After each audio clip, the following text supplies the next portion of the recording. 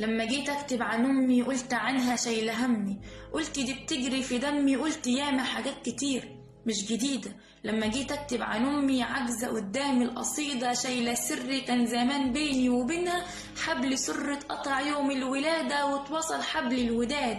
حب ما تحولش عادة من كلام رب العباد، حبها اصلا عبادة. في التعب كانت بتسأل، جه مذكر جه مؤنث، جه بيضحك جه مكشر، جه عالدنيا بسلامة. وقتها ما كنتش بفكر، كنت ببكي وكانت تحضن بابتسامة. وقتها ما كنتش بفكر، ده الضنا جه من الضنا.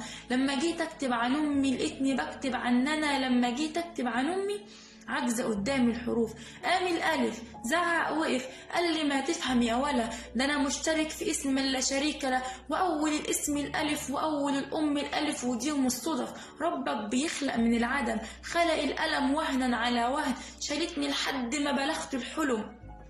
وياما بتدلع عليها وياما بتمنى عليها، وياما حوطتني بجناحها وياما دمحت في عينيها، ومن ايديا تاتا تاتا ورجلي داست على البلاطة وداس عليها عجل زماننا، وكانت تحضني ببساطة.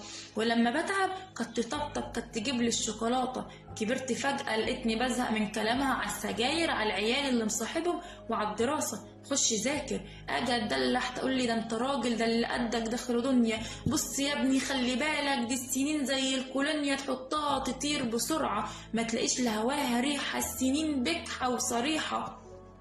امي ما بتعرفش تجرح، امي ما بتعرفش تجرح، بس ياما بقت جريحة. لما جت وقفت قصادي قالت لي انت امتداد، انت نور عيني اللي شبه انت دونا عن ولادي. وقتها كنت غاوي للغناوي، كنت اسيبها قاعدة وانزل اترمي في حضن القهاوي. هي دي احلى عيشة، هاتلي نار على فحم شيشة، هاتلي طاولة. امي دي فاكراني تيشة، لا ده انا راجل بشنبي، بص دقني وما جالي الحزن دقني، والزمان خد مني خانة، الدواء اللي عند امي مش موجود في الاجزخانة.